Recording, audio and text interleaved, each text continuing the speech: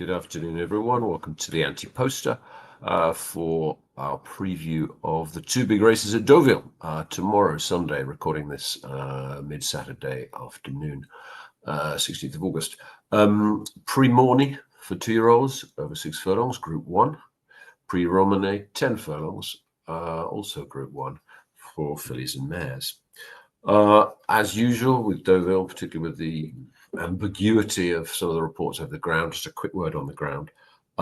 It's still, fine midsummer over there, like it is in much of Britain. Bon souple as of midday today, literally good soft, in fact, good. They've been watering, they're expecting it to dry out to good determined places by this afternoon. First race this afternoon was significantly slower than a week before when they had the same watering pattern. So on the round course, which is important for the Romanet, not so much for the Morny, where I'd expect the ground to be faster over the straight course. But that's one to watch. I'll tweet out tomorrow morning when France Galop provide their morning report. They like a bit more time in bed than British clerks. The course it'll come late morning probably, but in a sense that's close to the race time, so it's a bit more valuable. Okay, so two races, and what a race the Morny is. Not often actually I say that. Morny can be sometimes slightly disappointing field. Don't know why. It's the only Group 1 for juveniles in the French midsummer, and it's attracted a cracking field. Not a big field. We've only got 6 horses, but we've got the right horses. We've got 5 really good horses. So that's exciting. One point should be noted about this: it's pretty depressing if you're French to look back over the roll of honour, the winners of the Morny since the start of the century, or the last 20 years. I've got the data for 2 French winners, 2 domestic winners, which we think are sprinters are bad in Britain at the moment, but on the juvenile level, French sprinters haven't been delivering in their summer showpiece for years and years. Food for thought. And indeed, there's only one French representative, and he's a complete outsider. So who have we got? We've got 74 Gstaad, or however that is pronounced. I think perhaps the G is silent, but whatever. Such a good winner of the Coventry stakes at Norfolk, Coventry stakes at Royal Ascot, not the Norfolk stakes at Royal Ascot. He's 7-4, so he's a short price favourite, but he was proper exciting in that Coventry stakes, so I get why he's such a short favourite. Slight concern for me would be that we were going to see him again in that big Group 1 in Ireland, but he was pulled out at the last minute with some issue. Some cynics were saying it was always likely one of them was going to be pulled out because they doubted that True Love and Gstaad would face off again, even though they did on debut. Gstaad winner on debut. He's only run twice, 2 wins. Aidan O'Brien said to the French press last night, thinks he's still progressing. Well, if that's true, he's got a massive chance, and maybe 7-4 is a good price.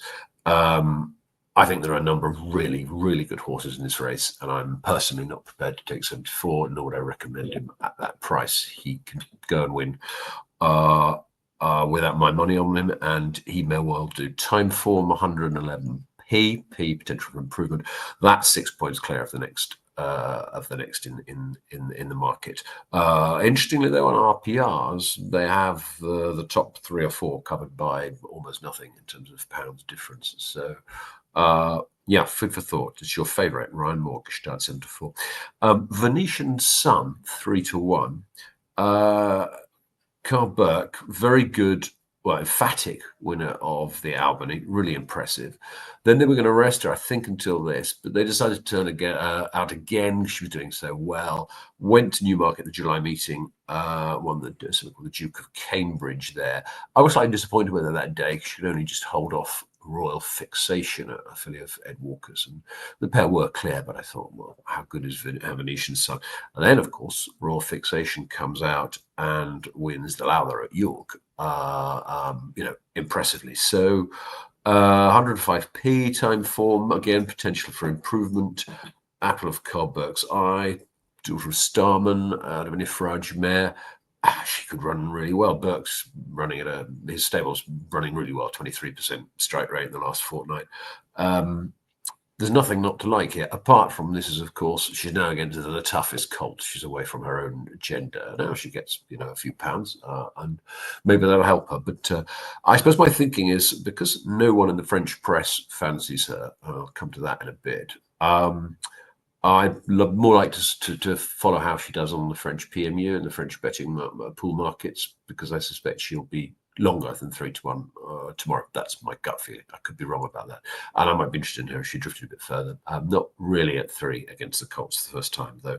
That form, that Duke of Cambridge form, is franked by raw fixation, and she's 1-1-1, as in 3 runs, 3 ones, 3 wins. Not much not to like there. And you have Wise Approach for Godolphin, who, up until his last race, I would almost say he's out of his depth here. Won a maiden, then kind of flopped him to deliver over 6 furlongs at 11-10 favourite. But then he goes to Royal Ascot, and redeems himself, coming second to Charles Darwin. That's back to 5. Still wouldn't like him for that, except then he goes out Newbury 6 furlongs, back to 6 furlongs, and he looks visually like an absolute world beater. Like he's just suddenly find the key to what racing is all about. He destroys a horse called Rock on Thunder, who actually only yesterday at York was only just touched off in the gimcrack. Now, admittedly, that was, as I said on the preview, a piss poor edition of that race. But it was notable that he was absolutely nowhere near Wise Approach, who in fact was your odds-on favourite for the gimcrack, before Appleby thought he'd go for this one, the big one. So quoted in the press, French press, as saying, this is what he wants: flat track, 6, fast ground. It's perfect conditions, so we're going for it. Interesting. 7-2, third favourite. I would expect this one to drift as well. Maybe anyway, but certainly on the French pools. Again, I'll look in the PMU for that. One who I don't expect to be a long price on the PMU, and I don't expect to be as long on the market as he is now, is Wesley Ward's Outfielder, 8-1. I was very surprised to see that. Seems quite big. Now, many people may have got a bit tired of the Wesley Ward act in terms of, his horses coming over the Royal Ascot, big reputations. He talks them up. Over the years, a number have delivered some famous examples. But in recent years, he's found it much tougher, and he didn't bother bringing any in 2025. 2024 was a washout, as I recall. So there's something very, very potentially special about this horse, though. He's only run once. It was in May at Churchill Downs, where he destroyed probably a mediocre field, but he destroyed it, and without being asked for any effort to do so at all. It's visually very spectacular. Then you look at the clock, and he's broken 56 seconds over Churchill Downs, which no juvenile has ever done. In fact, it's half a second faster than any juvenile has ever run at Churchill Downs. It does have a 150-year history, that track. So this guy is potentially very, very special. They were going to bring him over for Royal Ascot. Wesley Ward decided he needed more time after that debut run and a bit more maturity. So they are bringing him here, and there seems to be confidence behind it. Well, there would be, wouldn't there? You could say cynically, but he's apparently an absolute monstrous beast, a physical specimen. Memories there of No Nay Never, who, when they got in the parade ring at Royal Ascot, one of the trainers said to another, I don't know why we're even here, look at that guy. And he looked like a 4-year-old. And this guy's apparently a monster, but actually he's got a calm demeanour, is not wild.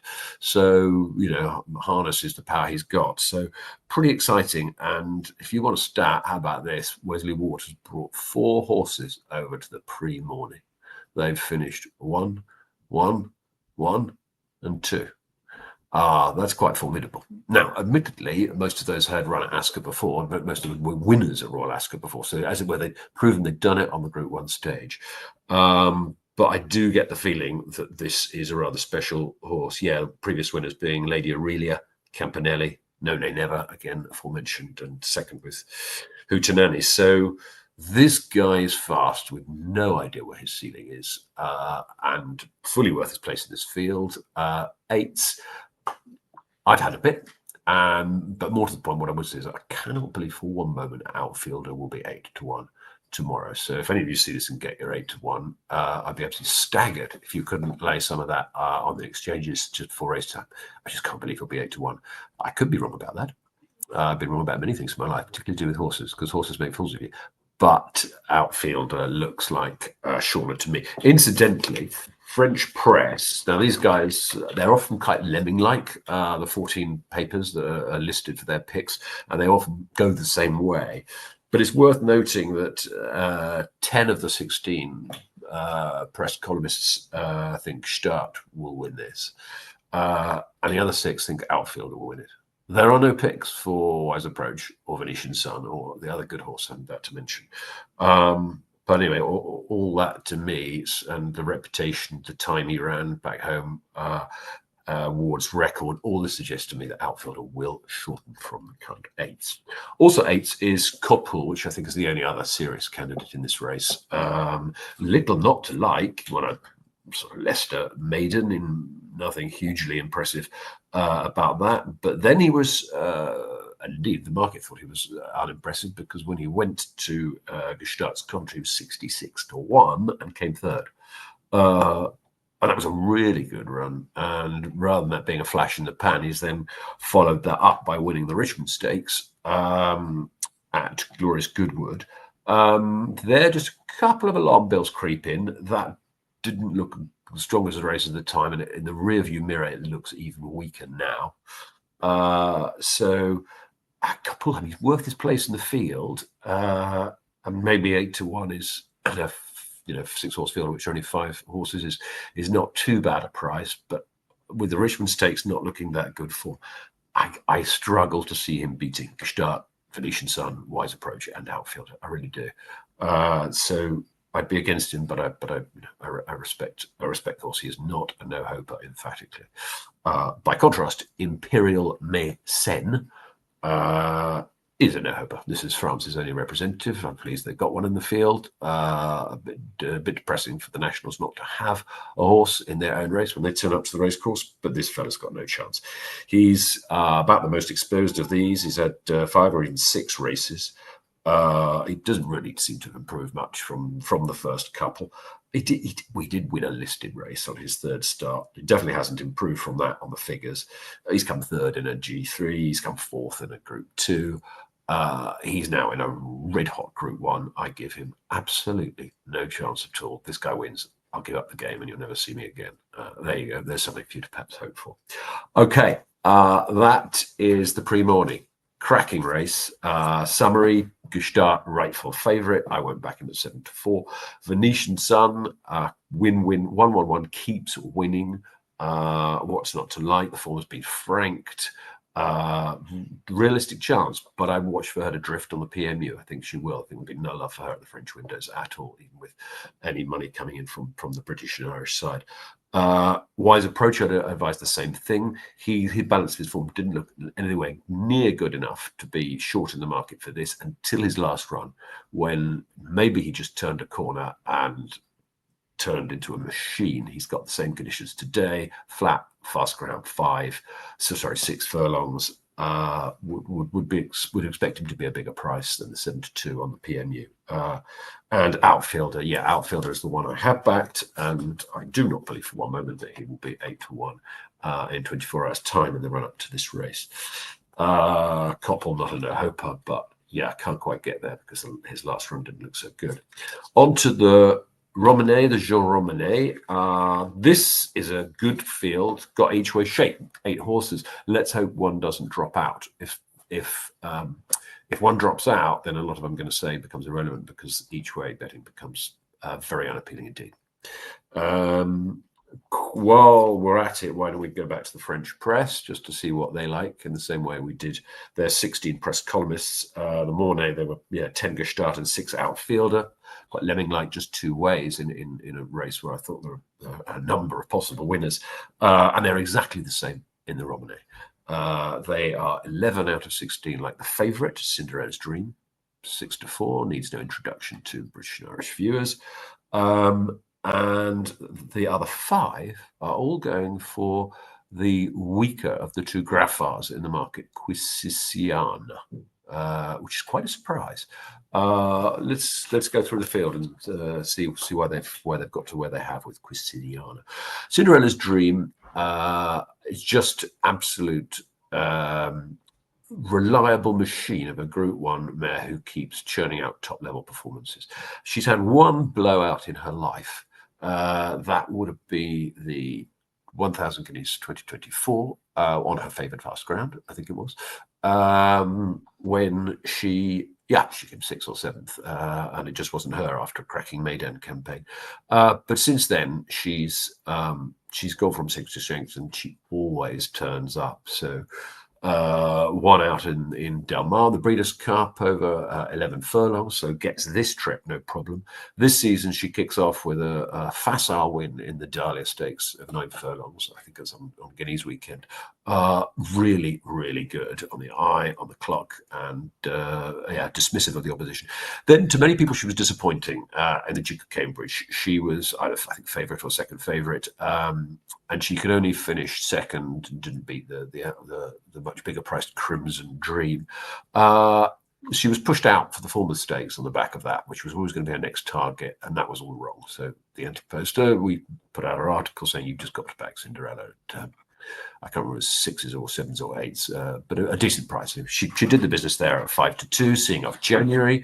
January, of course, has come back and franked the form by just being touched off for what I thought was a disadvantageous draw in the Prix Rothschild. So she comes here, and at the top of her game, she's top rated on time form by a few pounds. She's top rated on RPRs. There's very little not to like, apart from 6-4. She's also back to 10 furlongs after 2 races at a mile. I wonder if that'll play with her head in terms of what she's being asked and when in a race. So that's something to think about. I think it's 6-4 feels short enough to me. Her long-term aim is the Breeders' Cup filly mare turf again, and they're obviously trying to pick up whatever Group 1s they can along the way. But this Romanet has come up not weak, and I think 6-4 is a little bit skinny. Second in the betting, Cancora, Graffar, Argo Khan colours, Mikhail Barcelona rides. Cancora is pretty progressive in her 7 runs, and then she finishes third in the Prix Diane, the French Oaks, over this sort of trip, but at a different French racecourse at Chantilly. She was drawn wide that day, and that was a pretty good run. And then they drop her in class next time out, rather than go for a bigger race. And she runs in a pretty weak Group 3, goes over 3-5, gets it done. And maybe with a slow pace, that wasn't going to see her at her best advantage. But she doesn't excite me, so I don't quite see 5-1 as something to get excited about and jump in on. By contrast, half a point longer at 11-2 is a horse I definitely think is exciting, and I will jump on. I have jumped in on. Bedtime Story. Again, you'll all be very familiar with her. Now, I don't quite know why she's a bigger price than Cancora. I mean, she was ahead of her in the Diane.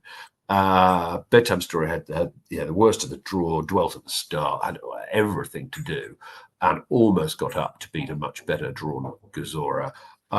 That was a terrific run, stepping up from her 6th on seasonal debut in the French 1,000 guineas when she technically wasn't, race fit, as is the modus operandi for Ballydoyle.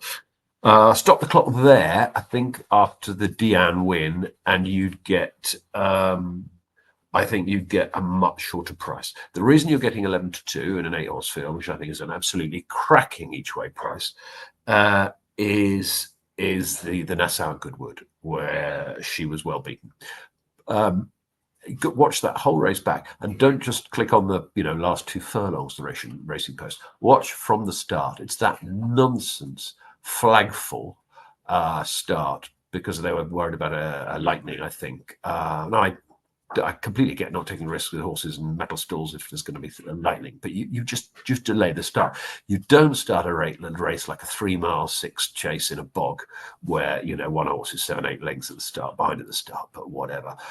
This is a 10 furlong race with flat horses. You cannot as she was, give up 8 lengths at the start and expect to be competitive, you'd expect to be, well, beaten 8 lengths more than you would have been otherwise. And in fact, it's a throwout, probably on ground that was too soft. So I'm just not interested in that race at all in terms of taking it seriously.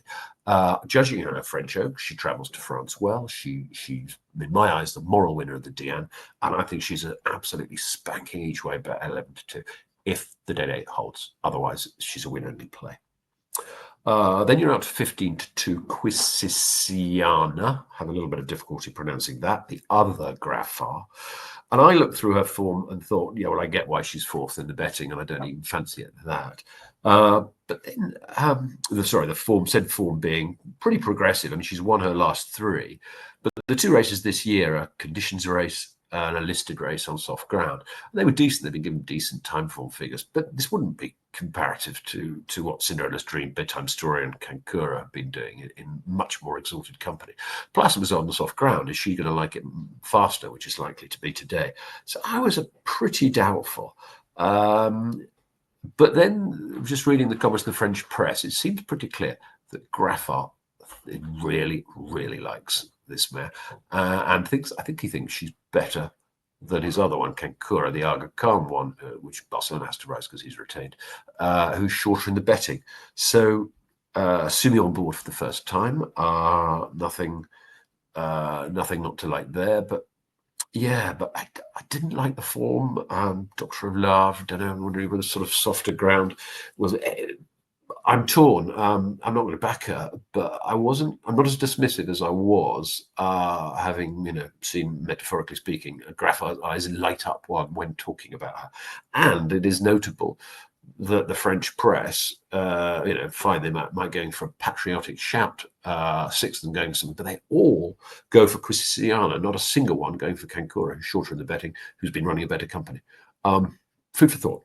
Interesting. The next one in the betting, who I really like as well, is Survie. Followers of the AntePoster on our website and Twitter X will remember that we put this one up at 25-1 for Pretty Polly, because we said that's an absolutely outrageous price for a really, really good filly, or maybe she's a mare now. Not how old? No, she's 4 years old. She was 2nd in the Diane last year. She's only beaten a short head, and fine. She was 3 lengths, not well beaten, and since 3 lengths behind Whirl, and 2.5 lengths behind Kalpana and Pretty Polly. But hang on, that's Whirl and Kalpana, who are, let's leave Mini Hawk out of this for a moment, 10 furlongs anyway. Kalpana and would appeal to almost everyone as the top 2 fillies or mares in training at along with Cinderella's Dream at this distance. So to be beaten 3 lengths by Whirl is probably no disgrace. She's back on home soil. I thought 10-1 was too big. I did. So I've got a little each way on her as well. I'm on Bedtime Story and I'm on Survie. So yeah, we'll see how that plays out. But on the ratings, she's got very little to find with any but Cinderella's Dream according to time form. She's got nothing to find with any of them as far as the Racing Post ratings are concerned. I think she's too big. Start of day, 14s. Quite an eye-catching one. Longer than I thought she'd be. This one was unraced at 2. At 3, ran a couple of good races, particularly now looking back, beaten only half a length by Ombudsman in a hot race, which, by the way, which had some other really good horses in as well, Map of Stars and another good one who I can't think of right now.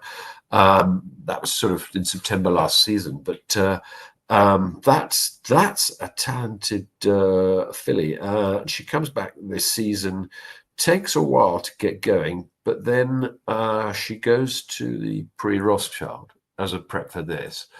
I think I flagged her up as one of the 4 place ones you really want to be looking at. And she did finish 3rd. She ran on into 3rd space. Now, that was, she was on the better side of the track in that race, from what I can see. And also, I think there might have been a touch softer that day than it will be tomorrow, though. As I say, I'm not absolutely sure how fast the ground is we riding tomorrow. But yeah, with the Stainer saying yes, this was always the plan, and the Prix Rothschild was just a warm-up race. she just does. She just does catch my eye. I can't quite dismiss her. 14s. I'd like to see if she drifts even more. Although actually 14s would stand out with Paddy Power. She's 10s elsewhere. Then you get to Grand Stars. Not good enough, I don't think. Her last two races look quite good. Second to Goliath, third to Aventure. Two really good older horses. Those were sort of glacially slow, slowly run races. So what that means is you don't get exaggerated distances. You can not a mediocre horse is going to finish closer to a top-end than if they're going at a really decent pace, which helps divide the wheat from the chaff. So also this connections they've on ground for on the record for saying they want it softer, but they're having a go. I can't get to even at 33s. A Royal Dress I couldn't get to at 40s either. Ran a very good race, trounced the opposition 2 back, but I think it was a listed race. And yeah, I can't quite see why she's as highly rated as she is. Also suspect a bit of cut wouldn't go amiss. Couldn't get to Royal Dress at 40s. So summary of the Romanet, Cinderella's Dream, on paper, best horse in the race. I have no quibble about that at all. I'm a big fan of Cinderella's Dream, as followers of this medium know. But I don't want her at 6-4. Back at 10 furlongs, having just done 2 sort of hard races over a mile. So yeah, quite few races on fast ground this season. Kankura, I'm not excited enough by. She's good. She's got good form. She's got good connections, but there doesn't seem to be much love for her. And the French press who all want the other one. And yeah, I much prefer Bedtime Story, who's coming out of the Diane, where she finished ahead of Kankura. Who incidentally, O'Brien is convinced is still improving. She's only had 2 real races that way, and the throw out nonsense in the Nassau. As long as that didn't need Mark, I'd be really surprised if she'd run really well. So yeah, I would say she's my top pick. Bedtime Story. Quisisiana, I didn't get it looking at the form. I'm fearful listening to the noises, the trainer, the French press. Yeah, 15-2. Maybe she'll go shorter, certainly on the French markets. Survey, again, I think it's too big to be a double figure price. She can run with any of these on form. She's not far behind any of them, if any of them, apart from Cinderella's Dream. Too big. Start of day, possible upsetter, 14s, and the rags in the field, 33 and 40-1, deserve to be those prices, in my opinion. Thanks for joining, as ever. You'll hear from me, those of you who follow on X, with a ground update mid-tomorrow. Hope you enjoy the rest of the afternoon's racing and the big City of York Group 1 and the Morny and the Romanet tomorrow. Have a good weekend.